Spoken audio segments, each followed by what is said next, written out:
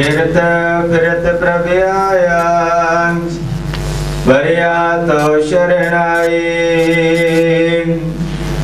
नानक की प्रभ बिनती, अपनी भक्ति लाए। ज्ञान ध्यान किश कर्म न जाना, सार न जाना तेरी। सब ते वड्डा सतगुर नानक, जिन कल राखी मेरी। सो कह टल गुर सेवियै, दर्शन जन्म मरण दुख जाय। हुए सिवतक संग दी, नूर अरसों कुरसों चटी है। खुद दिखे सच्ची पातशाह, मल जन्म जन्म दी। सज्जन सच्चा पातशाह, सिर शाह शाह। जिस पास बैठिया सोई है, सबना दा विसाह।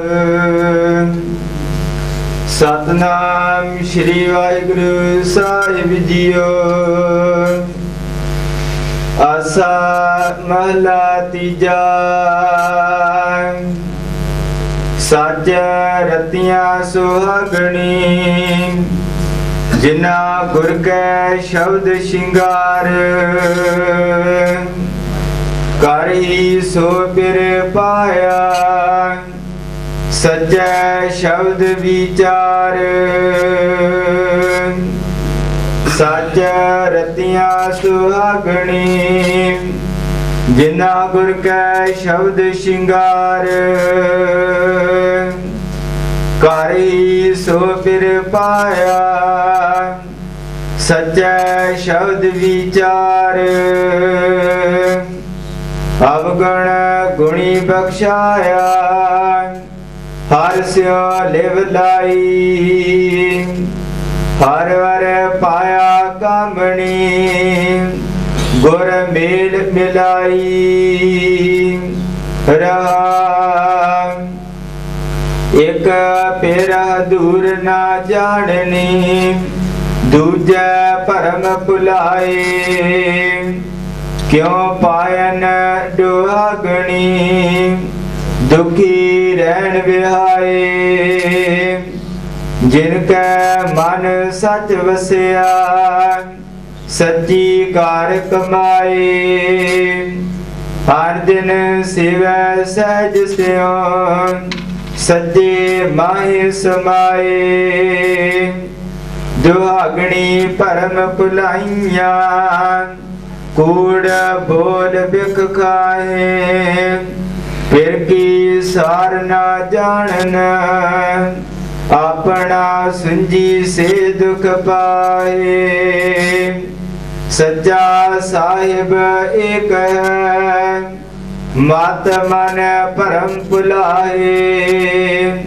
गुर पूज सेवा करें, सच निर्मल मन वसाए। सुहागणी सदा पिर पाया, हो मैं आप गवाए। फिर सिद्धि अनदिन गह रही, सच्ची सेज सुख पाए। मेरी मेरी कर गए, पल्ले किश ना पाए। महल नाही दुहागणी, अंत गई पछताए। सो फिर मेरा एक है, एक स्यों लिव लाए। नानक जिस को लोड़े कामणी, हर का नाम मन वसाए। सो फिर मेरा एक है, एक स्यों लिव लाए। नानक जे सुख लोड़े कामणी, हर का नाम मन वसाए। वाहिगुरु जी का खालसा, वाहिगुरु जी की फतेह। गुरु अमरदास जी ने जिन्हां गुरमुख जीव इस्त्रियां ने अकाल पुरख वाहिगुरु दे नाम नूं जप के अपने मन नूं शिंगार लिया, सुंदर बनाया, उन्हां दा नाम इस शब्द विच गुरु अमरदास जी ने सुहागणी किया है। उन्हां ने सच दा शिंगार कीता है, गुरु के शब्द दा शिंगार कीता है, गुरु के उपदेश नूं अपने मन उत्ते पहन लिया है। सतगुरु ने कुछ अगलियां पदां दे विच, अगले अंकां दे विच मनमुख दा वर्णन भी कीता है, जिहड़ा गुरु के शब्द नूं अपने उत्ते शिंगार दे रूप विच नहीं वरतदा,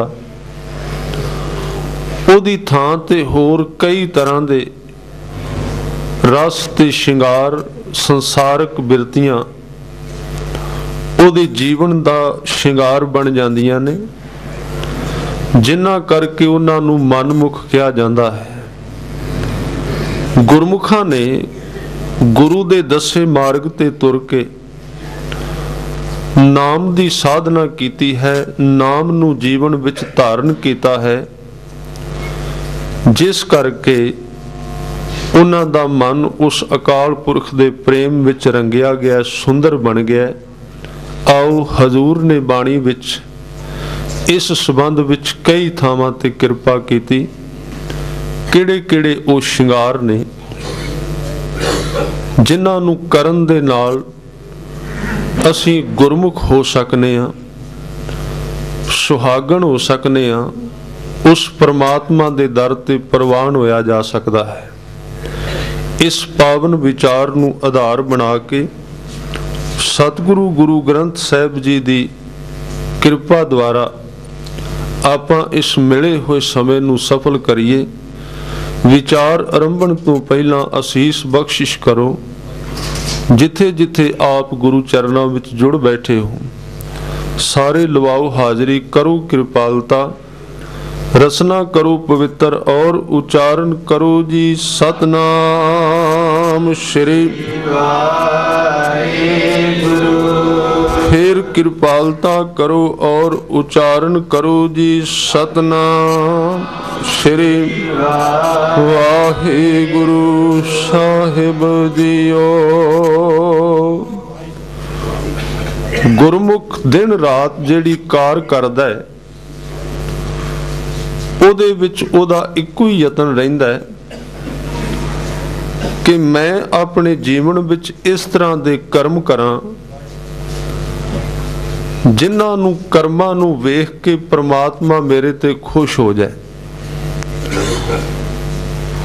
ਉਹ ਕਈ ਤਰ੍ਹਾਂ ਦੇ ਕਰਮ ਨੇ, ਉਹਦੇ ਅੰਦਰ ਕੁਝ ਸਰੀਰਕ ਕਰਮ ਨੇ, ਕੁਝ ਮਾਨਸਿਕ ਕਰਮ ਨੇ ਜਿਹੜੇ ਦਿਸਦੇ ਨਹੀਂ। ਇਹ ਦੋਵੇਂ ਤਰ੍ਹਾਂ ਦੇ ਯਤਨ ਗੁਰਮੁਖ ਕਰਦਾ ਹੈ। ਪਹਿਲਾਂ ਸਰੀਰਕ ਤੌਰ ਤੇ ਉਹ ਆਪਣੇ ਕਰਮਾਂ ਦਾ ਸੁਧਾਰ ਕਰਦਾ ਹੈ ਤਾਂ ਕਿ ਗੁਰੂ ਦੀ ਖੁਸ਼ੀ ਮੇਰੇ ਤੇ ਹੋ ਜਾਏ, ਮੈਂ ਪ੍ਰਵਾਨ ਹੋ ਜਾ। ਇੱਕ ਗੱਲ ਨਾਲ ਦੂਸਰੀ ਹੈ, ਜਿੰਨਾ ਚਿਰ कोई कर्म परमात्मा नूं सोहना नहीं लगता, चंगा नहीं लगता, उन्ना समा भावें किन्नी वारी कोई कर्म किया जाए वो रब दे दर ते लेखे विच नहीं पैंदा। जपजी साहिब विच सतगुरां ने एक पौड़ी विच बड़ी कृपालता की। कहन लगे तीर्थ नहाउणा भी एक कर्म है। तीर्थ नहाउण दा मतलब ਉਹਦੇ ਵਿੱਚ यात्रा भी आ जाती, हज भी आ जाता, दर्शन दीदारे भी आ जाते हैं। पर गुरु नानक साहिब जी ने एक वचन कहा कि जे मैं ये सारा कुछ करा, यात्रा करा, तीर्थां ते जावां, ਇਹ ਸਭ ਕੁਝ ਕਰਨ ਤੋਂ ਬਾਅਦ ਜੇ ਇਸ ਗੱਲ ਉਹਦੇ ਲੇਖੇ ਵਿੱਚ ਹੀ ਨਾ ਪਈ ਤੇ ਫਿਰ ਇਹਨਾਂ ਦੇ ਕਰਨ ਦਾ ਲਾਭ ਕੀ ਹੋਏਗਾ?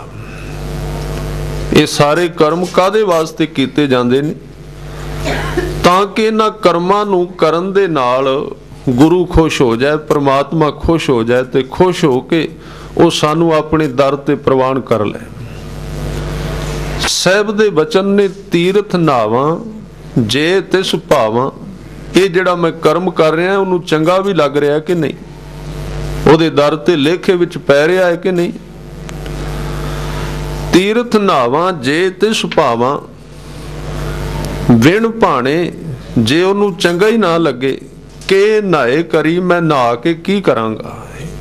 ਇੱਥੇ ਨਹਾਉਣ ਦੇ ਅਰਥ ਨੇ ਜਿੰਨੇ ਤਰ੍ਹਾਂ ਦੇ ਧਾਰਮਿਕ ਕਰਮ ਨੇ, ਇਹ ਜਿਹੜੇ ਮੈਂ ਕਰ ਰਿਹਾ ਇਹਦੇ ਲੇਖੇ ਵਿੱਚ ਵੀ ਪੈ ਰਹੇ ਨੇ ਕਿ ਨਹੀਂ? ਵੈਸੇ ਗੁਰਮਤਿ ਦੇ ਵਿੱਚ 3 ਕਰਮਾਂ ਨੂੰ ਵੀ ਤਰਜੀਹ ਦਿੱਤੀ ਗਈ ਹੈ। ਉਹਨਾਂ ਦੇ ਅੰਦਰ ਨਾਮ, ਦਾਨ ਅਤੇ ਇਸ਼ਨਾਨ, ਇਹ 3 ਕਰਮ ਵਾਰ-ਵਾਰ ਬਾਣੀ ਵਿੱਚ ਗਿਣੇ ਗਏ ਨੇ ਜਿਹੜੇ ਬਾਹਰੀ ਕਰਮ ਨੇ।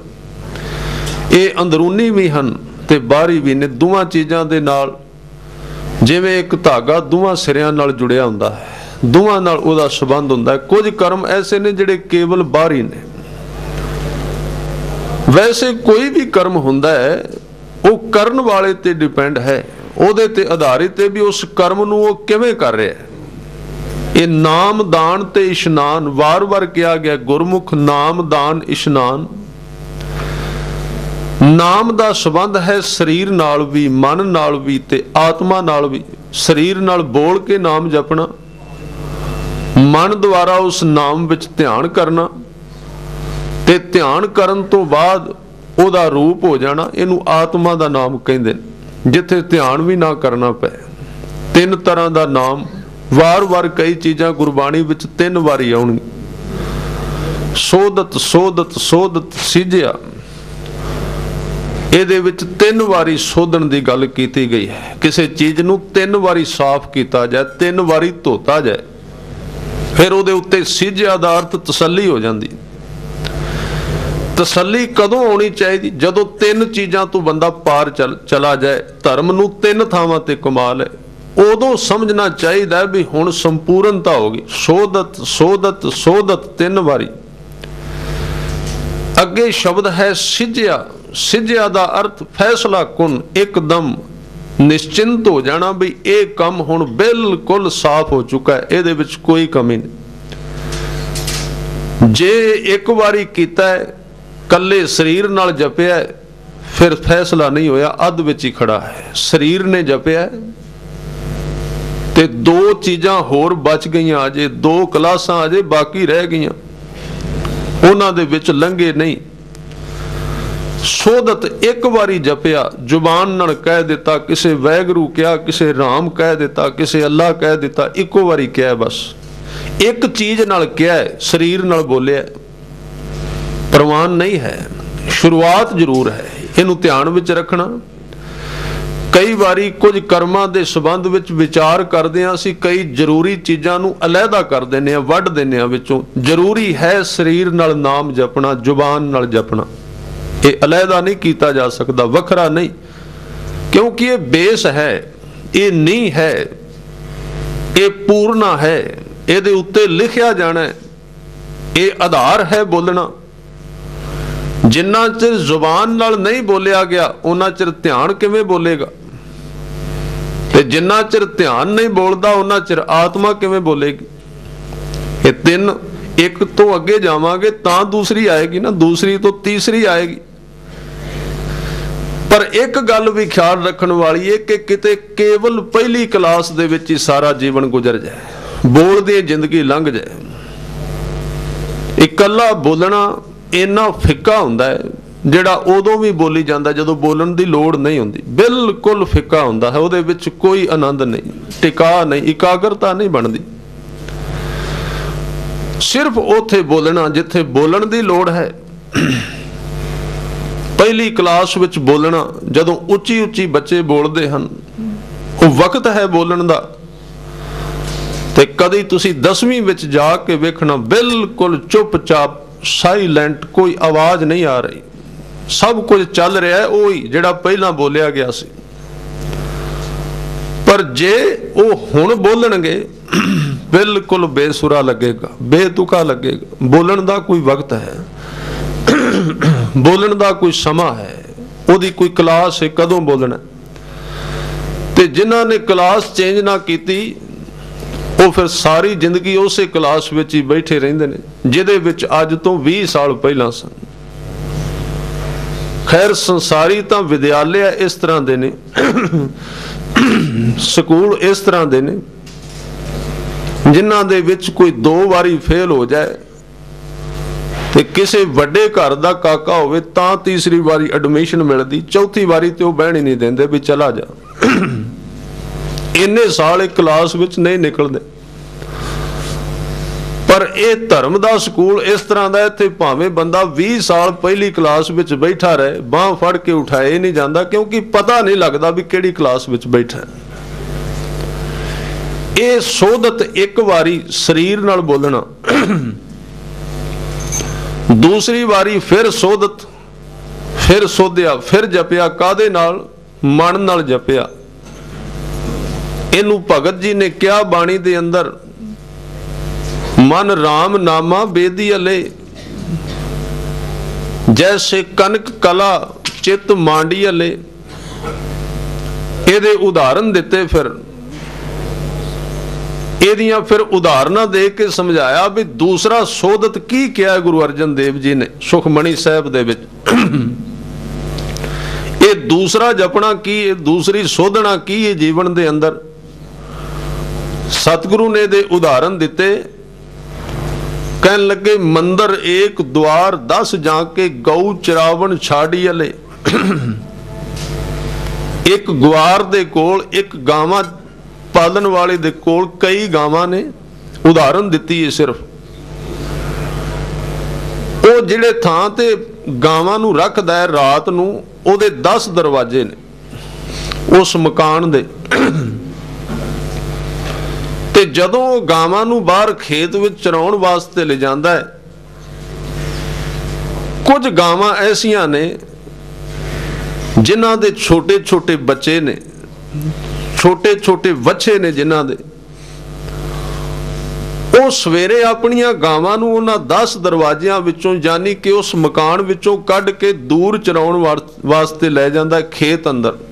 ਮੰਦਰ ਏਕ द्वार 10 जाके गऊ चरावण छाड़ी अले, 5 कोस पर गऊ चरावत। वो जिहड़ा खेत सी उस घर तो 5 कोह दूर सी। वो गावां जदों लैके चला जांदा है ते उत्थे गावां चुगदियां ने, घाह खांदियां ने, ते कदी कदी उन्हां दा मूंह घाह दे नाल भरिया हुंदा है। वो खा रहीआं हुंदियां ने ते खांदियां खांदियां एकदम बच्चे दी याद अंदर लहर मारदी है ते ओ लहर इन्नी प्रबल हुंदी है कि जिहड़ा घाह उन्हां ने मूंह विच पाया होया वो भी धरती ते डिग पैंदा है। ध्यान इन्नी प्रबल चीज है। ये जिन्हां ने पशु रखे ने उन्हां नूं जल्दी समझ आ जाएगी। इस तरह वो वेखण विच आउंदा है कि चरदियां चरदियां घाह मूंह नाल भरिया होया है, पर बच्चे दी याद आई, एकदम घाह मूंह विचों डिग पैंदा है। वो दौड़ पैंदियां ने उस बच्चे वल। ये उन्हां दा ध्यान है। पशु दे अंदर भी ध्यान काम करदा है। ओदे होर तरीके ने। मनुख दा ध्यान बड़ा प्रबल है, बड़ा शक्तिशाली। ओदे विकास करन दे दरवाजे बहुत सारे ने, पशु दे कोल दरवाजे घट ने। 5 कोस पर गऊ चरावत, चीत सो बछरा राखी अले। महाराज ये क्यों गावां दी विच गल कह रहे हो? कहन लगे जिवें ओ गां घाह खांदियां ध्यान अपने बच्चे विच रख दईए। जिदन तेनू ध्यान लाउण दी नाम विच इस तरह जुगत आ गई, उदन तेनू पता लग जाएगा भी दूजी वारी जिहड़ा सोधत किया उहदे अर्थ की ने। मन दा नाम की हुंदा है? मन दा नाम है काम कोई भी करी जाए मनुख। ये वो अवस्था है जिहदे विच शरीर दे कृत्य दा जीवन ते कोई असर नहीं पैंदा। मनुख बाहरों की कर रहा है, किसी नाल बोल रहा है, अपनी दुकान ते काम कर रहा है, ਜਾਂ ਉਹ ਗੱਡੀ ਚਲਾ ਰਿਹਾ ਹੈ, ਜਾਂ ਉਹ ਬਰਤਨ ਮਾਂਜ ਰਿਹਾ ਹੈ, ਜਾਂ ਉਹ ਭੋਜਨ ਤਿਆਰ ਕਰ ਰਿਹਾ ਰਸੋਈ ਦੇ ਅੰਦਰ, ਜਾਂ ਉਹ ਕੱਪੜੇ ਧੋ ਰਿਹਾ, ਕੁਝ ਵੀ ਕਰ ਰਿਹਾ ਹੈ। ਇਹਨੂੰ ਕਿਹਾ ਭਗਤ ਜੀ ਨੇ ਬੜੇ ਪਿਆਰੇ ਲਫ਼ਜ਼ਾਂ ਦੇ ਅੰਦਰ, ਰਾਂਗਨ ਰਾਂਗੋਂ ਸੀਵਨ ਸੀਵੋਂ, ਰਾਮ ਨਾਮ ਬਿਨ ਘਰੀ ਨਾ ਜੀਵੋਂ, सोने की सुई रुपए का धागा, नामे का चित हर स्यों लागा। ये चित की गल कीती है ना, दूसरा सोधत जिहड़ा चित है, ये गल्लां गुरु साहब ने साडे वास्ते कहियां ने ना, भी इन्हां नूं तुसीं अपने चंगी तरह अभ्यास विच लियाउणा है, चंगी तरह समझना है। इन्हां नूं कोई बहुतियां मोटियां नहीं, इन्नियां बरीक नहीं हन, ये ਅਸੀਂ हर रोज आम जीवन विच कर रहे हैं। किसी ने पूछा सी नाम बारे, ਇਹਦੇ ਕੀ अर्थ ਬਣਦੇ ਨੇ, ਕਿਵੇਂ ਧਿਆन, बड़ा औखा लगता है।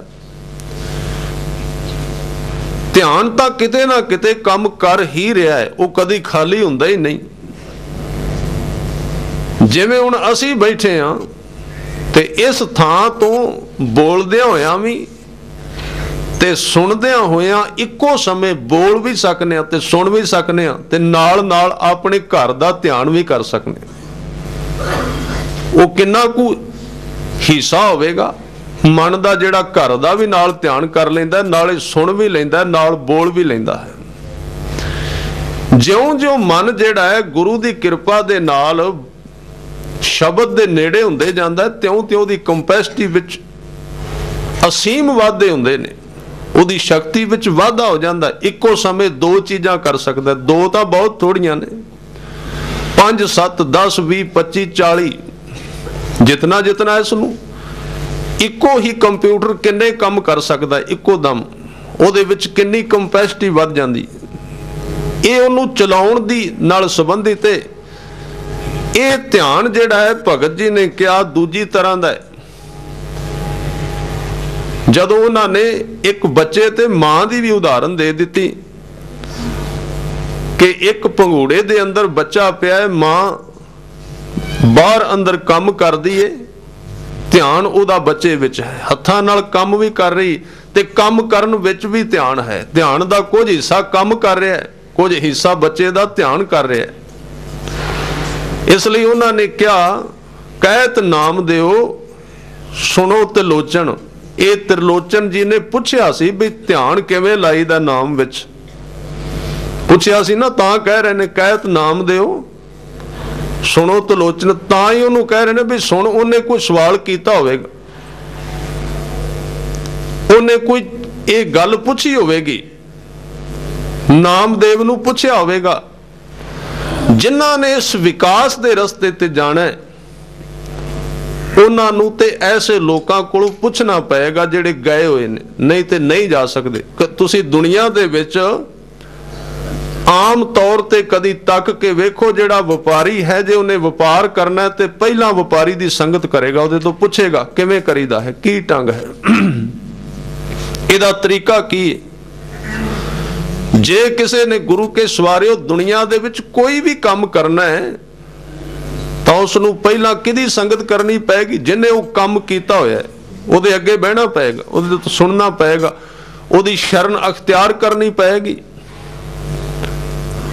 ਪਰ ਇਹ ਸਾਡੇ ਵਿੱਚੋਂ ਖਤਮ ਹੋ ਗਈ ਚੀਜ਼, ਇਸ ਕਰਕੇ ਅਸੀਂ ਰੁਕੇ ਹੋਏ ਹਾਂ। ਆਪੋ ਆਪਣੇ ਦਾਇਰੇ ਬਣਾਏ ਹੋਏ ਨੇ, ਆਪੋ ਆਪਣੀ ਸਾਡੀ ਸਮਝ ਬਣੀ ਹੋਈ ਹੈ। ਕਹਿਤ ਨਾਮ ਦਿਓ ਸੁਣੋ ਤਿਲੋਚਨ। ਨਾਮਦੇਵ ਨੇ ਕਿਹਾ ਤਿਰਲੋਚਨ ਜੀ ਜਿਹੜਾ ਤੁਸੀਂ ਸਵਾਲ ਕੀਤਾ ਉਹਦੇ ਬਾਰੇ ਸੁਣੋ, ਉਹਦਾ ਹੱਲ ਕੀ ਹੈ ਕਿ ਕਿਵੇਂ ਮਨੁੱਖ ਉਹਦੇ ਵਿੱਚ ਧਿਆਨ ਲਾ ਸਕਦਾ ਹੈ। ਕਹਿਤ ਨਾਮ ਦਿਓ ਸੁਣੋ ਤਿਲੋਚਨ, ਬਾਲਕ ਪਾਲਣ ਪੌੜੀ ਵਾਲੇ। ਪਾਲਣ ਦਾ ਅਰਥ ਹੈ ਪੰਘੂੜਾ, ਪੌੜੀ ਵਾਲੇ ਦਾ ਅਰਥ ਹੈ ਪਾਇਆ ਹੋਇਆ, ਲੰਮਾ ਪਾਇਆ, ਸਵਾਇਆ ਹੋਇਆ ਹੈ। ਜਿਵੇਂ ਇੱਕ ਮਾਂ ਨੇ ਪੰਘੂੜੇ ਅੰਦਰ ਬੱਚੇ ਨੂੰ ਉਹਦੇ ਉੱਤੇ ਪੌੜਾਇਆ ਹੋਇਆ ਹੈ, ਸਵਾਇਆ ਹੋਇਆ ਹੈ। ਕਹਿਤ ਨਾਮ ਦਿਓ ਸੁਣੋ ਤਿਲੋਚਨ, ਬਾਲਕ ਪਾਲਣ ਪੌੜੀ ਵਾਲੇ। ਅੰਤਰ ਬਾਹਰ ਕਾਜ ਵਿਰੋਧੀ, ਇੱਕ ਪਾਸੇ ਉਹ ਅੰਦਰ ਬਾਹਰ ਕੰਮ ਵਿੱਚ ਰੁੱਝੀ ਹੋਈ। ਚੀਤ ਸੋ ਬਾਲਕ ਰਾਖੀ ਵਾਲੇ, मन राम नामा बेदी हले, ये है दूसरा शोधना, ये है दूसरा तरीका। शोधत शोधत शोधत, फिर तीसरा शोधना, वो तो करन नाल ही पता लग सकता है, उहदे बारे कोई अखर नहीं मिलते किते। इत्थों तक व्याख्या असीं भी कर देने क्योंकि शब्द ने। ध्यान की व्याख्या बड़ी की गई गुरु ग्रंथ साहब के अंदर, वार वार की गई है। जिथे जाके ये तीसरे शोधत की गल आउंदी है, उत्थे शब्द घट जाते हैं गुरु ग्रंथ साहब की बाणी विच, बड़े घट हो जाते हैं बोलण बारे। क्योंकि तुसीं वेखोगे जदों बच्चा प्राइमरी विच बहुत ज़्यादा किताबां ने, बहुत ज़्यादा सिलेबस है, बहुत वड्डा बैग भर के ले जाता है, फिर मिडल विच गया थोड़ियां जिहियां घट गईयां, जदों अगे मैट्रिक में चला गया होर घट गई, सहजे सहजे जदों अखीर ते जांदा उदों इक्को ही कापी बचदी है, बिल्कुल अखर घट जांदे ने। बोलण बारे गुरबाणी विच बहुत किया गया, बोल के नाम जपना। वार वार सतगुरु कहणगे जप मन सतनाम, सदा सतनाम, हलत पलत मुख उजल होई है, नित ध्याइयै हर पुरख निरंजना, जय हर सिमरन भया तै उपाद गत कीनी, वडभागी हर जपना, जन नानक को गुर ए मत देनी, जप हर भवजल तरना। अनेक शब्द ने जपन बारे। एक दो जीवों लख होए, लख होवे लख 20, लख लख गेड़ा आखिए एक नाम जगदीश, ए तराए पत पवड़ियां चढ़िया होए कीस। बोलन बारे बहुत शब्द ने, क्योंकि पहली दशा जदों ध्यान की गल आएगी, दूसरी क्लास शब्द थोड़े जे घट जाते हैं, ते जिस वक्त तीसरी गल आएगी उत्ते शब्द बिल्कुल ही थोड़े रह जाते। उदों मेरे सतगुरु कहन लगे कि सूरज किरण मिले, जल का जल हुआ राम, ज्योति ज्योत रली, संपूर्ण थी आराम। ये तीसरा ध्यान क्या, जिहदे विच जिहदा ध्यान किया जा रहा है, जिहड़ा ध्यान कर रहा है ते जिहड़ा उन्हां दे विच संपर्क है, वो तिन्ने इक्को ही हो गए, इन्हां विच पहचान नहीं आउंदी। जिहड़े नाम दा जाप सी, जिहड़े नाम दे विच ध्यान सी दो, ते जिहड़ा ध्यान कर रहा सी, वो तिन्ने इक्को थां ते चले गए, उन्हां नूं हुण वखरिया नहीं किया जा सकता। कईयां ने यतन भी किया, आरे नाल चीर दईए, चलो इहदा ध्यान दो टुकड़ियां में हो जाएगा, वो दोवां विचों बोली गया, वखरा नहीं सी हो सकता, ये तां ही चीरिया गया। किसे नूं सूली ते चाढ़िया गया, छोटा छोटा टुकड़े भी किए गए कुछ लोगों दे। तुसीं सुणदे हो भाई साहब जी दे बंद बंद क्यों कटे, ये बाहरलियां चीज़ां ने, फतवे उन्हां ने बनाए सन। वो टुकड़े तां किए गए ताकि इनू खंडित किया जाए, वखरा कर दिता जाए, पर वो खंडित नहीं हो सकता। इनू अखंड कहते हैं, आपां कहने अखंड पाठ। अखंड का मतलब हुंदा है, खंड दे अर्थ ने टुकड़ा, ते जदों अगेतर ऐड़ा लग जाएगा ओदा अर्थ होएगा ऐ खंड, जिहदे टुकड़े नहीं, भाव लगातार निरंतर ऐ निस, जिहड़ा कंटिन्यू चली जाता है, उहदे विच कोई गैब नहीं आउंदा, उहनूं कहंदे ने अखंड पाठ।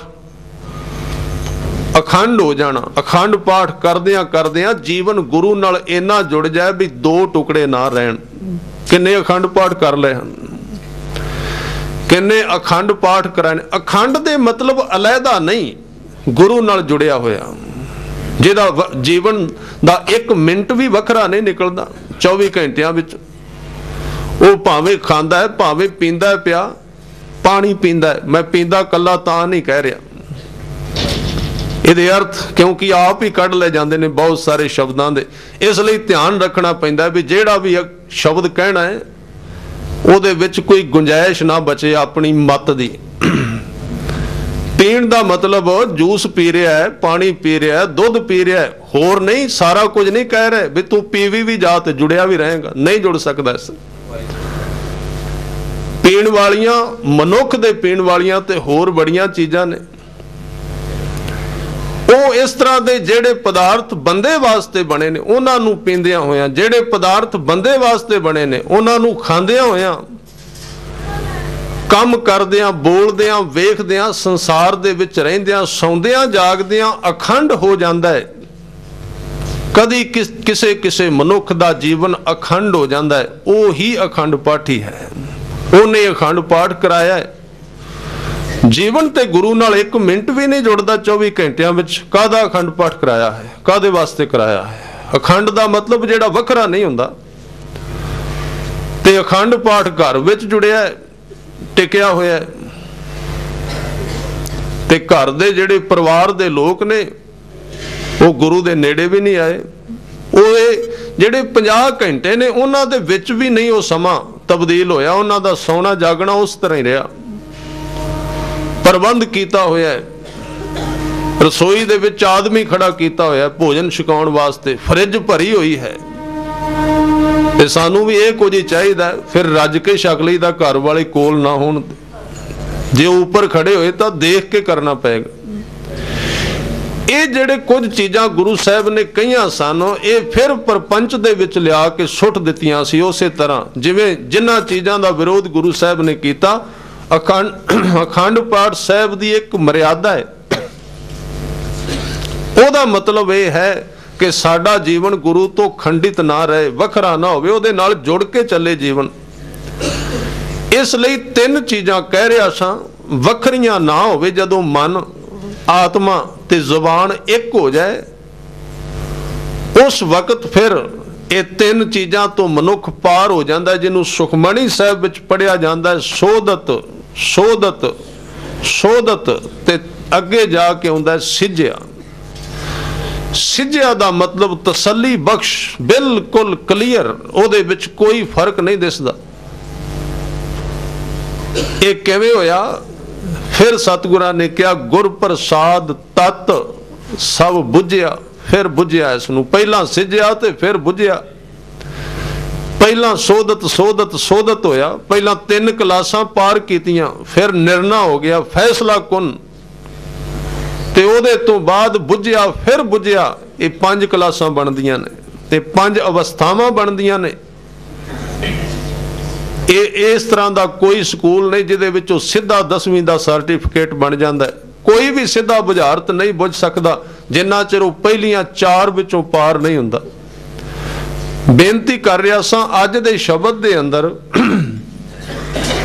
ਸਤਿਗੁਰੂ ਕਹਿ ਰਹੇ ਨੇ, ਜਿਨ੍ਹਾਂ ਨੇ ਗੁਰੂ ਕੇ ਸ਼ਬਦ ਦਾ ਸ਼ਿੰਗਾਰ ਕੀਤਾ ਤੇ ਉਹ ਹੀ ਕਰਮ ਲੇਖੇ ਵਿੱਚ ਪੈਂਦੇ। ਜਿਹੜੇ 3 ਕਰਮ ਕਹੇ ਗਏ ਨੇ ਗੁਰਮਤਿ ਵਿੱਚ, ਨਾਮ, ਦਾਨ, ਕੁਝ ਵੰਡਣਾ ਤੇ ਇਸ਼ਨਾਨ। ਸਰੀਰ ਦਾ ਇਸ਼ਨਾਨ ਕਰਾਉਣਾ, ਮਨ ਦਾ ਇਸ਼ਨਾਨ ਕਰਾਉਣਾ। ਇਹ 2 ਤਰ੍ਹਾਂ ਦੇ ਇਸ਼ਨਾਨ ਨੇ। ਨਾਮ ਦੁਆਰਾ ਮਨ ਨੂੰ ਇਸ਼ਨਾਨ ਕਰਾਉਣਾ, ਦਾਨ ਕਰਨਾ, ਸਮਾਜ ਦੀ ਸੇਵਾ ਕਰਨੀ, ਲੋਕਾਂ ਵਾਸਤੇ ਜਿਉਣਾ। ਇਸ ਕਰਕੇ ਸਤਿਗੁਰੂ ਇਸ ਪਾਵਨ ਪਵਿੱਤਰ ਬਚਨ ਵਿੱਚ ਕਿਰਪਾ ਕਰ ਰਹੇ ਨੇ। ਤੀਰਥ ਨਾਵਾਂ ਜੇ ਤਿਸ ਭਾਵਾਂ, ਵਿਣ ਭਾਣੇ ਕੇ ਨਹਾਏ ਕਰੀ। ਮੈਂ ਉਹ ਕਰਮ ਕਰਕੇ ਕੀ ਕਰਾਂਗਾ ਜਿਹੜੇ ਲੇਖੇ ਵਿੱਚ ਹੀ ਨਹੀਂ ਪੈ ਰਹੇ, ਜਿਨ੍ਹਾਂ ਨੂੰ ਅੱਗੇ ਥਾਂ ਹੀ ਕੋਈ ਨਹੀਂ ਮਿਲ ਰਹੀ। ਸਤਿਗੁਰੂ ਨੇ ਸੁਚੇਤ ਕੀਤਾ ਕੁਝ ਕਰਮਾਂ ਤੋਂ। ਉਹਦੇ ਵਿੱਚ ਸ਼ਬਦ ਆਉਂਦੇ, ਕਹਿਣ ਲੱਗੇ ਪਾਠ ਪੜਿਓ ਅਰ ਵੇਦ ਵਿਚਾਰਿਓ, ਨਿਵਲ ਭੁਯੰਗਮ ਸਾਧੇ, ਪੰਚ ਜਨਾ ਸਿਉ ਸੰਗ ਨਾ ਛੁਟਕਿਓ, ਅਧਿਕ ਅਹੰ ਬੁੱਧ ਬਾਂਦੇ, ਪਿਆਰੇ ਇਨ ਬਿਦ ਮਿਲਨ ਨਾ ਜਾਈ। ਮੈਂ ਕੀਏ ਕਰਮ ਅਨੇਕਾ, ਹਾਰ ਪਰਿਓ ਸੁਆਮੀ ਕਹਿ ਦਵਾਰੈ ਦੀਜੈ ਬੁੱਧ ਵਿਵੇਕਾ। ਇਹਦੇ ਵਿੱਚ ਹੁਣ ਪਾਠ ਵੀ ਆ ਗਿਆ। ਇਹਦੇ ਵਿੱਚ ਪਾਠ ਜਿਹੜਾ ਸਿੱਖ ਧਰਮ ਦਾ ਬਹੁਤ ਜ਼ਰੂਰੀ ਅੰਗ ਹੈ, ਜਿਹਦੇ ਤੋਂ ਬਿਨਾਂ ਸਿੱਖ ਖਾਲੀ ਹੋ ਜਾਂਦਾ ਹੈ, ਖੋਖਲਾ ਹੋ ਜਾਂਦਾ ਹੈ, ਉਹ ਵੀ ਵਿੱਚ ਆ ਗਿਆ। ਇਹ ਕਿਉਂ ਇਸ ਤਰ੍ਹਾਂ ਦੇ ਸ਼ਬਦ ਆਏ? ਕੁਝ ਚੀਜ਼ਾਂ ਨੂੰ ਸਮਝਣਾ ਬੜਾ ਜ਼ਰੂਰੀ ਹੈ, ਨਹੀਂ ਤੇ ਭੁਲੇਖੇ ਲੱਗ ਜਾਣਗੇ। ਜੇ ਪਾਠ ਵੀ 2 ਤਰ੍ਹਾਂ ਦਾ ਹੈ, ਪੂਜਾ ਵੀ 2 ਤਰ੍ਹਾਂ ਦੀ ਹੋ ਸਕਦੀ ਹੈ। ਜੇ ਪਾਠ ਸਾਰਥਕ ਵੀ ਹੈ ਤੇ ਪਾਠ ਨਿਰਾਰਥਕ ਵੀ ਹੈ, ਬੇਅਰਥ ਵੀ ਚਲਾ ਜਾਂਦਾ ਹੈ ਤੇ ਉਹਦੇ ਅਰਥ ਵੀ ਨਿਕਲ ਆਉਂਦੇ ਨੇ, ਲੇਖੇ ਵਿੱਚ ਵੀ ਲੱਗ ਜਾਂਦਾ।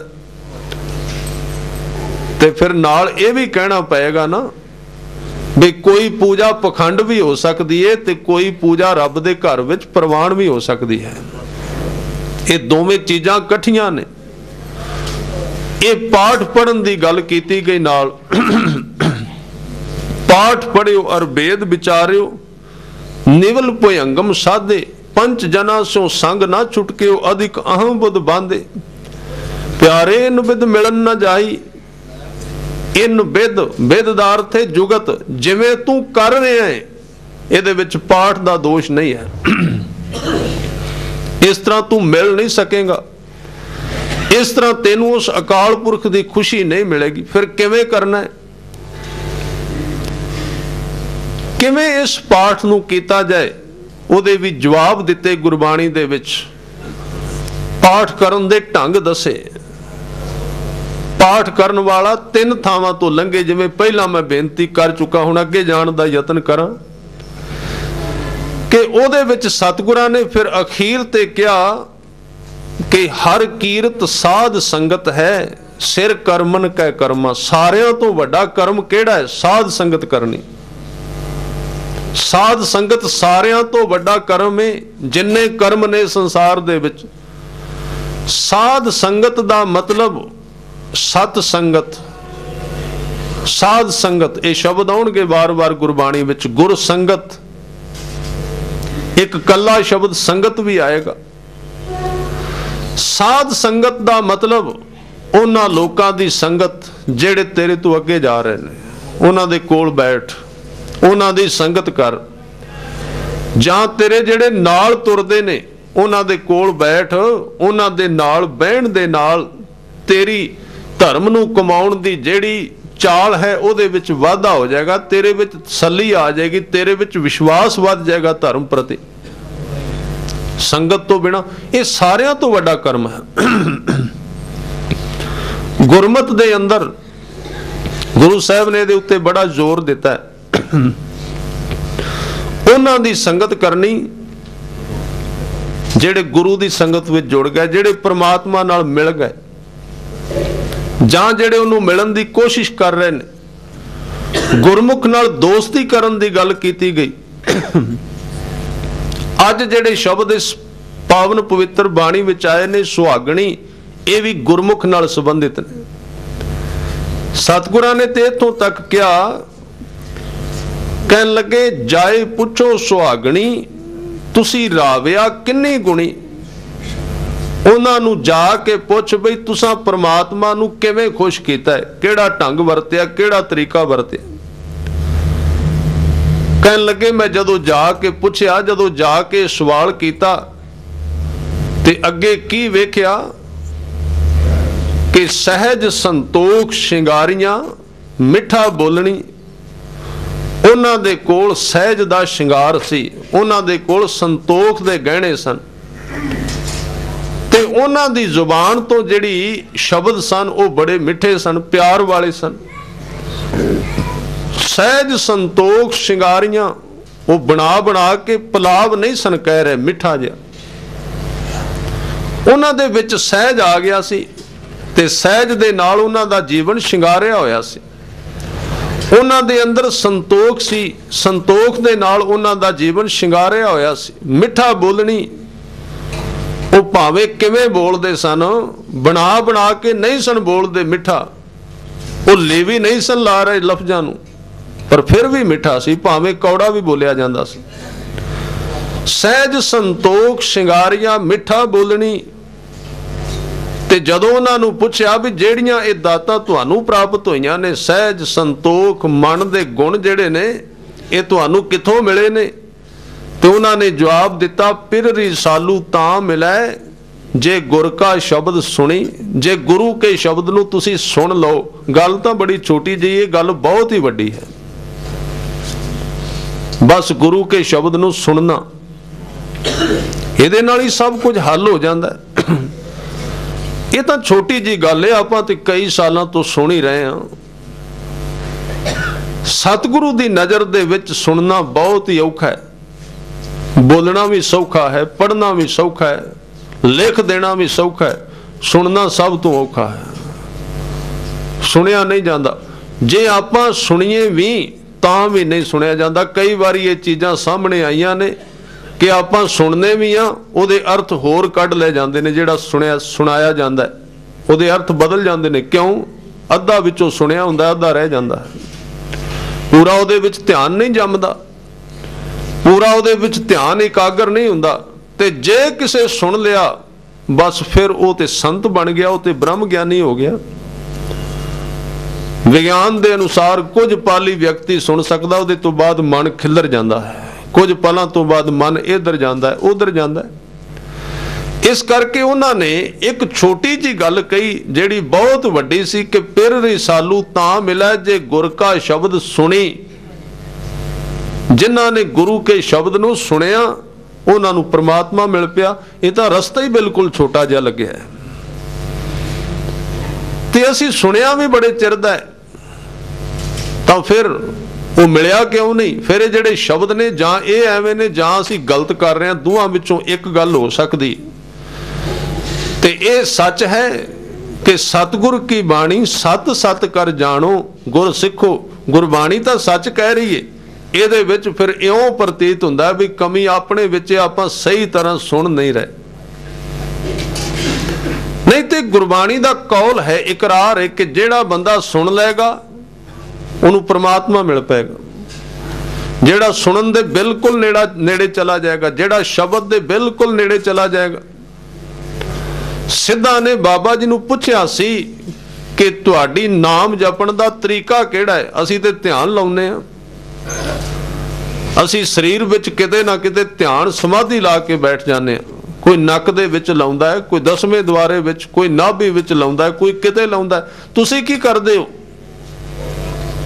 ਤੇ ਜਿਹੜੇ ਧਰਮ ਤੇ ਅਸੀਂ ਤੁਰ ਰਹੇ ਹਾਂ, ਜੇ ਉਹਦੀ ਸਾਧਨਾ ਪੱਧਤੀ ਦਾ ਸਾਨੂੰ ਕੋਈ ਪਤਾ ਨਹੀਂ, ਨਾਮ ਜਪਣ ਦੇ ਤਰੀਕੇ ਦਾ ਨਹੀਂ ਪਤਾ, ਤਾਂ ਫਿਰ ਅਸੀਂ ਉਸ ਧਰਮ ਦੇ ਪੰਧ ਹੀ ਨਹੀਂ, ਐਵੇਂ ਉਸ ਥਾਂ ਤੇ ਬੋਝ ਬਣੇ ਹੋਏ ਆ, ਉਹਦਾ ਭਾਰ ਵਧਾਇਆ ਹੋਇਆ, ਉਹਦੀ ਭੀੜ ਅਸੀਂ ਵਧਾ ਦਿੱਤੀ ਏ, ਉਹਦੇ ਵਿੱਚ ਅਸੀਂ ਬੋਝ ਬਣ ਕੇ ਖੜੇ ਹੋ ਗਏ। ਘੱਟੋ ਘੱਟ ਪਤਾ ਤਾਂ ਹੋਣਾ ਚਾਹੀਦਾ। ਬਾਬਾ ਜੀ ਨੇ ਕਿਹਾ ਸਾਡੇ ਰਾਹ ਦੇ ਵਿੱਚ ਹੋਰ ਕੁਝ ਵੀ ਨਹੀਂ। ਕੀ ਹੈ? ਇੱਕ ਆਵਾਜ਼ ਹੈ, ਸ਼ਬਦ ਹੈ, ਤੇ ਦੂਸਰਾ ਧਿਆਨ ਹੈ। ਸ਼ਬਦ ਜਿਹੜਾ ਉੱਠਦਾ ਹੈ ਉਹਦੇ ਵਿੱਚ ਅਸੀਂ ਆਪਣਾ ਧਿਆਨ ਲਾ ਲੈਂਦੇ ਹਾਂ ਤੇ ਸ਼ਬਦ ਸਾਨੂੰ ਉੱਥੇ ਲੈ ਜਾਂਦਾ ਜਿਹੜਾ ਉਹਦਾ ਦੇਸ਼ ਹੈ। ਬਸ ਇਹ ਸਿੱਖ ਧਰਮ ਦੀ ਇੱਕ ਸਾਧਨਾ ਪੱਧਤੀ ਗੁਰੂ ਗ੍ਰੰਥ ਸਾਹਿਬ ਦੇ ਵਿੱਚ ਵਾਰ-ਵਾਰ ਕਹੀ ਗਈ। ਸਤਿਗੁਰੂ ਨੇ ਜਵਾਬ ਦਿੱਤਾ ਕਿ ਸ਼ਬਦ ਗੁਰੂ ਸੁਰਤ ਧੁਨ ਚੇਲਾ। ਸ਼ਬਦ ਜਿਹੜੀ ਆਵਾਜ਼ ਆ ਰਹੀ ਹੈ, ਜਿਹੜੇ ਸ਼ਬਦ ਨੂੰ ਉਚਾਰਨ ਕੀਤਾ ਜਾ ਰਿਹਾ ਹੈ, ਉਹਦੇ ਵਿੱਚ ਜੋੜਿਆ ਹੋਇਆ ਧਿਆਨ, ਬਸ ਇਹ ਦੋ ਹੀ ਚੀਜ਼ਾਂ ਨੇ, ਤੀਸਰਾ ਸਾਡੇ ਵਿੱਚ ਕੁਝ ਵੀ ਨਹੀਂ ਹੈ। ਹਾਂ, ਇਹ ਗੱਲ ਜ਼ਰੂਰ ਕਹੀ ਜਿੱਥੋਂ ਸ਼ਬਦ ਪੈਦਾ ਹੁੰਦਾ ਉਹਦੇ ਵਿੱਚ ਤੁਸੀਂ ਧਿਆਨ ਲਾਉਣਾ ਹੈ। ਇਸ ਲਈ ਉਹਨਾਂ ਨੇ ਕਿਹਾ ਕਿ ਪਿਰ ਰਿਸਾਲੂ ਤਾਂ ਮਿਲੇ ਜਾਂ ਗੁਰ ਕਾ ਸ਼ਬਦ ਸੁਣੀ। ਬਾਬਾ ਫਰੀਦ ਜੀ ਨੇ ਬਚਨ ਕਹੇ ਕਿ ਕਵਨ ਸੋ ਅੱਖਰ ਕਵਨ ਗੁਣ, ਕਵਨ ਸੋ ਮਣੀਆਂ ਮੰਤ, ਕਵਨ ਸੋ ਵੇਸੋ ਹਉ ਕਰੀ ਜਿਤ ਵਸ ਆਵੇ ਕੰਤ। ਉਹ ਕਿਹੜੇ ਲਫ਼ਜ਼ ਨੇ ਜਿਹੜੇ ਬੋਲੀਏ ਤੇ ਉਹਦੇ ਦਰ ਤੇ ਪ੍ਰਵਾਨ ਹੋ ਜਾਣ? ਉਹ ਕਿਹੜੇ ਗੁਣ ਨੇ ਜਿਹੜੇ ਧਾਰਨ ਕਰੀਏ? ਉਹ ਕਿਹੜੀ ਮਨ ਦੀ ਸਲਾਹ ਹੈ ਤੇ ਕਿਹੜਾ ਵੇਸ ਹੈ ਜਿਹਨੂੰ ਕਰਨ ਦੇ ਨਾਲ ਪ੍ਰਮਾਤਮਾ ਦੀ ਖੁਸ਼ੀ ਮਿਲ ਜਾਂਦੀ? ਤੇ ਸਤਿਗੁਰੂ ਨੇ ਜਵਾਬ ਦਿੱਤਾ, ਨਿਵਣ ਸੋ ਅੱਖਰ ਖਮਨ ਗੁਣ। ਨਿਵਣ ਵਾਲੇ ਅੱਖਰ ਹੋਣ ਜਿਨ੍ਹਾਂ ਦੇ ਵਿੱਚ ਨਿਮਰਤਾ ਹੋਵੇ, ਜਿਨ੍ਹਾਂ ਵਿੱਚ ਪਿਆਰ ਹੋਵੇ, ਜਿਨ੍ਹਾਂ ਦੇ ਅੰਦਰ ਝੁਕਾਅ ਬਣਿਆ ਹੋਵੇ, ਮਨੁੱਖ ਝੁਕਿਆ ਹੋਵੇ ਜਿਹਦੇ ਵਿੱਚ। ਨਿਵਣ ਸੋ ਅੱਖਰ ਖਮਨ ਗੁਣ। ਤੇ ਦੂਜੀ ਸਮਰੱਥਾ ਇਹ ਹੋਵੇ ਵੀ ਉਹ ਸਹਾਰਨ ਦੀ ਸ਼ਕਤੀ ਰੱਖਦਾ ਹੋਵੇ। ਦੋ ਤਰ੍ਹਾਂ ਦਾ ਸਹਾਰਨਾ ਹੋਵੇ। ਸਹਾਰਨਾ ਵੀ ਦੋ ਤਰ੍ਹਾਂ ਦਾ ਹੈ। ਇੱਕ ਅਪਮਾਨ ਵਾਲੇ ਸ਼ਬਦ, ਉਹਨਾਂ ਨੂੰ ਸਹਾਰਨਾ, ਉਹਨਾਂ ਦੀ ਚੋਟ ਸਹਾਰ ਲੈਣੀ।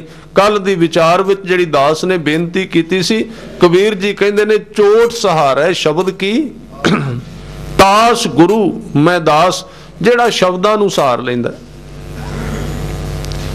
ਤੇ ਸ਼ਬਦ ਦੋ ਤਰ੍ਹਾਂ ਦੇ ਹੁੰਦੇ ਨੇ, ਅਪਮਾਨ ਵਾਲੇ ਵੀ ਹੁੰਦੇ ਨੇ, ਉਹ ਵੀ ਸਹਾਰਨੇ ਬੜੇ ਔਖੇ ਨੇ, ਤੇ ਮਾਣ ਵਾਲੇ ਸ਼ਬਦ ਉਦੋਂ ਵੀ ਸਹਾਰਨੇ ਔਖੇ ਨੇ।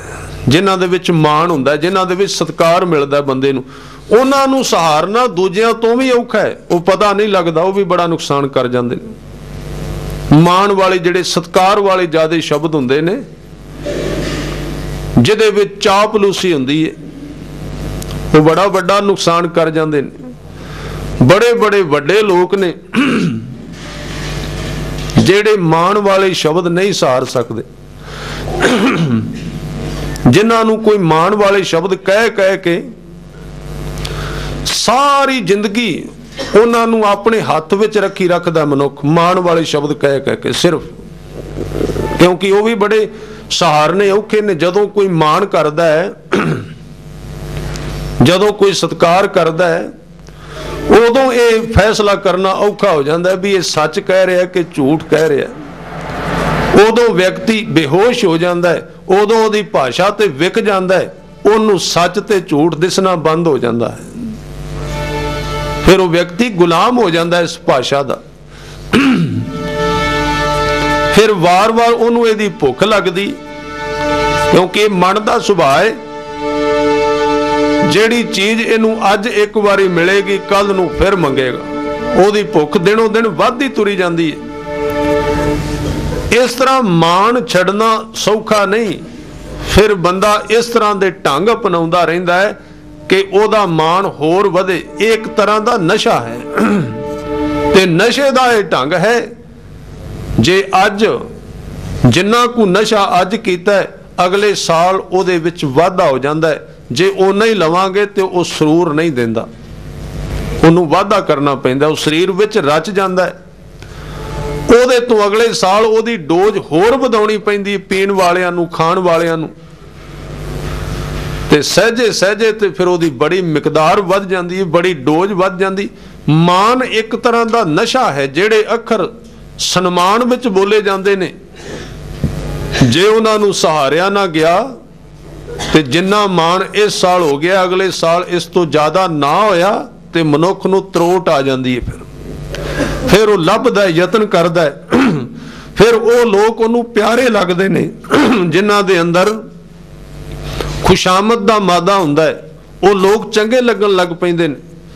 ते इस तरह व्यक्ति सहजे सहजे इस मान दे नशे दा गुलाम हो जाता है, जिन्हों कबीर जी कहते ने माया छड़नी सौखी है, मान छड़ना सौखा नहीं। माया तजी तो क्या पाया, इहदा मतलब माया छोटी है मान तो। फिर माया तो दिसदी है, जिन्हें माया चुक लई, जिन्हें माया दी चोरी की, जिन्हें माया खो लई, पता लग गया, केस बन गया, परचा दर्ज हो गया, लोकां विच निंदिया हो गई, लोकां दे विच बदनामी हो गई भी माया दा लालची है, लोभी है। पर सतगुरु ने कहा माया छोटा नशा है, मान इहदे तो वड्डा नशा है। माया 1% नशा है, मान 100% नशा है। ਇਹਦੇ ਨਾਲ ਵੱਡੇ ਵੱਡੇ ਲੋਕ कबीर जी कहते गले होए ने। माया तजी तो क्या भया, जो मान तजया नहीं जाए। मान मुनि मुनिवर गले, मान सब है को खाए, ये सारियां नू खा गया, सारियां नू इन्हें गिरफ्त विच लै लिया। इसलिए माया दा रस मान दे रस तो छोटा है। वो जेड़े खवन गुण ने सहारना कि मान मिले उन्होंने छड्ड देना, अगे चले जाना। जिन्ना जिन्ना मान मिलना उन्ना उन्ना मान तो अगे चले जाना। ये सहारना है। निवण सो अखर खवन गुण, जेबा मणिया मंत, ए त्रै भैणे वेस कर, तां वस आवे कंत। उन्हां गुरमुखां ने जिन्हां नूं अज दे शब्द विच सुहागण कहा गया, किहड़े किहड़े शिंगार कीते ने। गुरु अमरदास जी इस पवित्र बाणी दे अंदर उपदेश बख्शिश करदे हन। भाषा महला तीजा, सच रतियां सुहागणी, जिन्ना गुर कै शब्द शिंगार। वो सच दे विच रतियां हुईयां सुहागणी गुरमुख जीव इस्त्रियां, उन्होंने गुरु के शब्द का शिंगार किया ते सच का शिंगार किया। ये सच की है जिन्हों अज गुरु अमरदास जी कह रहे हैं। ये सच की अवस्था की, जदों मन संसार के पदार्थों तो वखरा रहना शुरू हो जाता है, जेड़ी ओदी अवस्था बनती है, ये सच वो कहा गया है। इनू सच बोलना नहीं कह रहे। सच बोलना और चीज है, वो भाषा का एक हिस्सा है। ਇੱਕ ਸੱਚ ਬੋਲਿਆ ਜਾਂਦਾ ਹੈ। ਗੁਰਬਾਣੀ ਦੇ ਵਿੱਚ ਬਹੁਤੇ ਥਾਵਾਂ ਤੇ ਸੱਚ ਬੋਲਣ ਨਾਲ ਸੰਬੰਧਿਤ ਸ਼ਬਦ ਨਹੀਂ ਹਨ। ਉੱਥੇ ਸੱਚ ਦੇ ਅਰਥ ਨੇ ਜੋ ਨਾਸ਼ ਨਹੀਂ ਹੁੰਦਾ, ਜੋ ਸਦਾ ਕਾਇਮ ਰਹਿਣ ਵਾਲਾ ਹੈ। ਵੇਖੋ ਇਤਿਹਾਸ ਦੇ ਵਿੱਚ ਝਾਤੀ ਮਾਰ ਕੇ ਵੇਖੀਏ, ਦੋ ਸੱਜਣ ਜਾ ਰਹੇ ਨੇ ਜਿਨ੍ਹਾਂ ਨੇ ਗੁਰੂ ਗੋਬਿੰਦ ਸਿੰਘ ਮਹਾਰਾਜ ਜੀ ਦੇ ਪਲੰਗ ਨੂੰ ਅੱਗੋਂ ਚੁੱਕਿਆ ਹੋਇਆ ਹੈ। ਅੱਗੋਂ ਉਹਨਾਂ ਨੂੰ ਘੇਰਾ ਪੈ ਜਾਂਦਾ, ਰੋਕ ਲਿਆ ਜਾਂਦਾ ਹੈ ਤੇ ਜਿਹੜੇ ਅੱਗੇ ਨਵਾਬ ਸਾਹਿਬ ਨੇ, ਫੌਜਦਾਰ ਨੇ, ਉਹ ਰੋਕ ਕੇ ਕਹਿੰਦੇ ਨੇ ਇਹ ਕੌਣ ਨੇ ਜਿਹੜੇ ਉੱਤੇ ਬੈਠੇ ਹੋਏ ਨੇ। ਹੁਣ ਸੱਚ ਜੇ ਲਫ਼ਜ਼ ਬੋਲਣਗੇ ਨਾ, ਜੇ ਭਾਸ਼ਾ ਸੱਚ ਹੁੰਦੀ ਤਾਂ, ਜੇ ਮੂੰਹ ਤੋਂ ਸੱਚ ਕਿਹਾ ਹੋਇਆ ਹੀ ਸੱਚ ਹੁੰਦਾ ਹੈ ਤੇ ਫਿਰ ਉੱਥੇ ਇਹ ਕਹਿਣਾ ਪੈਣਾ ਸੀ ਵੀ ਇਹ ਤੇ ਗੁਰੂ ਗੋਬਿੰਦ ਸਿੰਘ ਮਹਾਰਾਜ ਨੇ। ਪਰ ਉਹਨਾਂ ਨੇ ਲਫ਼ਜ਼ ਵਰਤੇ, ਇਹ ਉੱਚ ਦੇ ਪੀਰ ਨੇ। ਉੱਚ ਇੱਕ ਪਿੰਡ ਦਾ ਨਾਮ ਸੀ, ਇਹ ਉੱਚ ਦੇ ਪੀਰ ਨੇ। ਭਾਸ਼ਾ ਤੇ ਜਿਹੜੀ ਮੇਲ ਨਹੀਂ ਖਾਂਦੀ ਸੱਚ ਨਾਲ, ਇਸ ਲਈ ਇਸ ਭਰਮ ਵਿੱਚ ਨਾ ਰਹਿਣਾ ਵੀ ਅਸੀਂ ਪੂਰਾ ਪੂਰਾ ਤੋਲ ਕੇ ਸੱਚ ਬੋਲ ਰਹੇ ਹਾਂ। ਇਹ ਇੱਕ ਛੋਟਾ ਜਿਹਾ ਹਿੱਸਾ ਹੈ ਧਰਮ ਦਾ। ਜੇ ਸਾਰੀ ਜ਼ਿੰਦਗੀ ਬੰਦਾ ਫੁੱਟੇ ਨਾਲ ਮਿਣ ਕੇ ਇੱਕ ਇੱਕ ਇੰਚ ਤੇ ਸੱਚ ਬੋਲਦਾ ਰਹੇ ਤੇ ਜੇ ਉਹਦਾ ਮਨ ਝੂਠੀ ਦੁਨੀਆ ਤੋਂ ਨਾਲੋਂ ਵੱਖਰਾ ਨਾ ਹੋਇਆ ਤੇ ਉਹਦਾ ਸੱਚ ਵੀ ਝੂਠ ਬਣ ਜਾਂਦਾ। ਗੱਲ ਸੱਚ ਦੀ ਇਹ ਹੈ ਕਿ ਜਿਹੜੀਆਂ ਚੀਜ਼ਾਂ ਨਾਸ਼ਮੰਤ ਨੇ ਉਹਨਾਂ ਨਾਲੋਂ ਅਲੱਗਾ ਹੋ ਜਾਣਾ, ਸੰਪਰਕ ਤੋੜ ਲੈਣਾ, ਉਹਨਾਂ ਦੇ ਨਾਲ ਲਗਾਵ ਨਾ ਰੱਖਣਾ, ਪਕੜ ਛੱਡ ਦੇਣੀ, ਉਹਨਾਂ ਤੋਂ ਆਪਣੇ ਮਨ ਨੂੰ ਵੱਖਰਾ ਕਰ ਲੈਣਾ। ਉਹਨੂੰ ਕਹਿੰਦੇ ਨੇ ਬੰਦਾ ਸੱਚਾ ਹੈ। ਇਹਦੇ ਅੰਦਰ ਜਿਹਨੂੰ ਗੁਰੂ ਨਾਨਕ ਦੇਵ ਜੀ ਨੇ ਕਿਹਾ ਕਿਵ ਸਚਿਆਰਾ ਹੋਈ ਹੈ, ਕੱਲਾ ਬੋਲਣ ਨਾਲ ਸੰਬੰਧਿਤ ਨਹੀਂ ਹੈ। ਸ਼ੁਰੂਆਤ ਹੋ ਸਕਦੀ ਹੈ ਸੱਚ ਬੋਲਣਾ, ਤੋਲ ਤੋਲ ਕੇ ਗੱਲਾਂ ਕਰਨੀਆਂ, ਪਰ ਜੇ ਇੱਕ ਬੰਦਾ ਸੱਚ ਬੋਲਦਾ ਰਿਹਾ ਤੇ ਉਹਦਾ ਮੋਹ ਝੂਠੇ ਸੰਸਾਰ ਦੇ ਨਾਲ ਇੱਕਮਿਕ ਹੋਇਆ ਰਿਹਾ, ਉਹਦਾ ਸੱਚ ਵੀ ਝੂਠ ਬਣ ਜਾਂਦਾ। ਜਿਹਦੇ ਅੰਦਰ ਸੰਸਾਰ ਪ੍ਰਤੀ ਪਕੜ ਨਹੀਂ ਹੈ, ਜਿਹੜਾ ਸਭ ਕੁਝ ਛੱਡਣ ਲਈ ਤਿਆਰ ਹੈ, ਜਿਹਦੇ ਵਾਸਤੇ ਪਦਾਰਥ ਕੋਈ ਤਰਜੀਹ ਨਹੀਂ ਰੱਖਦੇ, ਜਿਹਦੇ ਵਾਸਤੇ ਸੰਸਾਰ ਕੋਈ ਮੁੱਲ ਨਹੀਂ ਰੱਖਦਾ, ਉਹਦੀ ਜ਼ੁਬਾਨ ਤੋਂ ਜੇ ਚਾਰ ਲਫ਼ਜ਼ ਝੂਠ ਦੇ ਵੀ ਨਿਕਲ ਜਾਣਗੇ ਉਹ ਝੂਠ ਨਹੀਂ ਹੋਵੇਗਾ, ਕਿਉਂਕਿ ਉਹਦਾ ਅੰਦਰ ਸੱਚ ਨਾਲ ਜੁੜਿਆ ਹੋਇਆ। ਉਹਨਾਂ ਨੇ ਕਿਹਾ ਇਹ ਉੱਚ ਦੇ ਪੀਰ ਨੇ, ਤੇ ਜੇ ਕੋਈ ਬਾਹਰੋਂ ਕਹੇਗਾ ਉਹ ਸੋਚੇਗਾ ਵੀ ਇਹ ਤਾਂ ਝੂਠ ਬੋਲ ਦਿੱਤਾ। ਗੁਰੂ ਦੀ ਸੇਵਾ ਦੇ ਵਿੱਚ ਅੱਗੇ ਅੱਗੇ ਤੁਰਦੇ, ਝੂਠ ਨਹੀਂ ਰਿਹਾ, ਕਿਉਂਕਿ ਉਹਦੇ ਅੰਦਰ ਜਿਹੜੀ ਜੜ ਹੈ ਉੱਥੇ ਸੱਚ ਹੈ। ਇਸੇ ਤਰ੍ਹਾਂ ਇੱਕ ਸੱਜਣ ਜਿਹੜਾ ਗੁਰੂ ਗੋਬਿੰਦ ਸਿੰਘ ਮਹਾਰਾਜ ਜੀ ਦਾ ਰਸੋਈਆ ਸੀ, ਜਿਹਨੂੰ ਗੰਗੂ ਬ੍ਰਾਹਮਣ ਕਿਹਾ ਗਿਆ, ਰਸੋਈਆ ਕਿਹਾ ਗਿਆ, ਉਹ ਜਦੋਂ ਸਾਹਿਬਜ਼ਾਦਿਆਂ ਦੀ ਖਬਰ ਦਿੰਦਾ ਨਾ, ਜਾ ਕੇ ਜਿਹੜੀ ਰਿਪੋਰਟ ਮੁਰਿੰਡੇ ਦੇ ਵਿੱਚ ਜਾਨੀ ਖਾਂ ਤੇ ਮਾਨੀ ਖਾਂ ਨੂੰ, ਉਹਦੇ ਵਿੱਚ ਜਦੋਂ ਉਹ ਇਹ ਲਫ਼ਜ਼ ਵਰਤਦਾ ਕਿ ਮੇਰੇ ਘਰ ਗੁਰੂ ਗੋਬਿੰਦ ਸਿੰਘ ਜੀ ਦੇ 2 ਬੱਚੇ ਤੇ ਉਹਨਾਂ ਦੇ ਮਾਤਾ ਜੀ ਆਏ ਨੇ, ਇਹ ਭਾਸ਼ਾ ਜਿਹੜੀ ਹੈ ਤਾਂ ਸੱਚੀ ਸੀ ਨਾ, ਝੂਠ ਤਾਂ ਇਹਦੇ ਵਿੱਚ ਕੋਈ ਵੀ ਨਹੀਂ ਹੈ। ਪਰ ਕੀ ਉਹਦਾ ਸੱਚ ਸੱਚ ਹੈ? ਉਹਦਾ ਸੱਚ, ਉਹਦੇ ਸੱਚੇ ਸੱਚੇ ਲਫ਼ਜ਼ ਝੂਠ ਨਾਲ ਭਰੇ ਹੋਏ ਨੇ।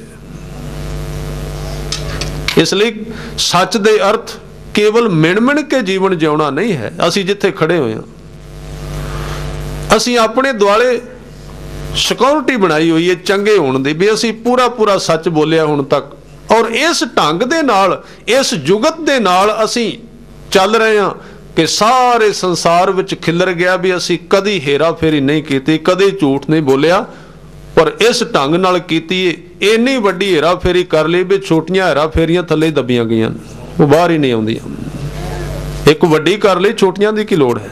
ਬਹੁਤ ਵੱਡੀ ਕਰ ਲਈ, ਇੰਨੀ ਵੱਡੀ ਹੇਰਾ ਫੇਰੀ ਕਰ ਲਈ ਵੀ ਉਹਦੀ ਆੜ ਦੇ ਵਿੱਚ ਹੁਣ ਸਾਰੀ ਉਮਰ ਸੱਚ ਬੋਲੀ ਜਾਓ। ਹੁਣ ਤਾਂ ਪਰਵਾਹ ਹੀ ਕੋਈ ਨਹੀਂ, ਹੁਣ ਦਾਨੀ ਵੀ ਹੋ ਸਕਨੇ, ਉਹਦੇ ਵਿੱਚੋਂ ਦੇ ਵੀ ਸਕਨੇ, ਹੁਣ ਸਚਿਆਰ ਵੀ ਹੋ ਸਕਨੇ, ਝੂਠ ਬੋਲਣਾ ਹੀ ਪੈਣਾ ਨਹੀਂ, ਕਿਉਂਕਿ ਸਾਰਾ ਕੁਝ ਪਿਆ ਹੋਇਆ। ਜਿਹਦੇ ਵਾਸਤੇ ਝੂਠ ਬੋਲਣਾ ਸੀ ਉਹ ਇੱਕ ਵੱਡਾ ਝੂਠ ਬੋਲ ਕੇ ਪਹਿਲਾਂ ਹੀ ਇਕੱਠਾ ਕਰ ਲਿਆ। ਇਸ ਤਰ੍ਹਾਂ ਦੀਆਂ ਕੁਝ ਮਨ ਦੀਆਂ ਗੱਲਾਂ ਗੁਰਬਾਣੀ ਵਿੱਚ ਵੀ ਆਈਆਂ ਨੇ ਕਿ ਬਾਹਰੋਂ ਚੀਜ਼ ਜਿਹੜੀ ਲੇਪਣ ਕੀਤੀ ਜਾਂਦੀ ਏ ਉਹ ਸੱਚ ਨਾਲ ਸੰਬੰਧਿਤ ਨਹੀਂ ਹੁੰਦੀ। ਉਹ ਸੱਚ ਦੇ ਨਾਲ ਰੰਗੇ ਹੋਏ ਨੇ, ਉਹਨਾਂ ਨੇ ਸੱਚ ਦਾ ਸ਼ਿੰਗਾਰ ਕੀਤਾ, ਯਾਨੀ ਕਿ ਉਹਨਾਂ ਨੇ ਇਸ ਸੰਸਾਰ ਦੇ ਵਿੱਚ ਜਿਹੜੀਆਂ ਸੱਚੀਆਂ ਚੀਜ਼ਾਂ ਨੇ ਉਹਨਾਂ ਨਾਲ ਪਿਆਰ ਕੀਤਾ ਤੇ ਸੱਚਾ ਕੇਵਲ ਅਕਾਲ ਪੁਰਖ ਦਾ ਪ੍ਰੇਮ ਹੈ। ਔਰ ਗੁਰੂ ਕੇ ਸ਼ਬਦ ਦਾ ਉਹਨਾਂ ਗੁਰਮੁਖ ਜੀਵ ਇਸਤਰੀਆਂ ਨੇ ਸ਼ਿੰਗਾਰ ਕੀਤਾ ਹੈ। ਘਰ ਹੀ ਸੋ ਪਿਰ ਪਾਇਆ ਸੱਚਾ ਸ਼ਬਦ ਵਿਚਾਰ।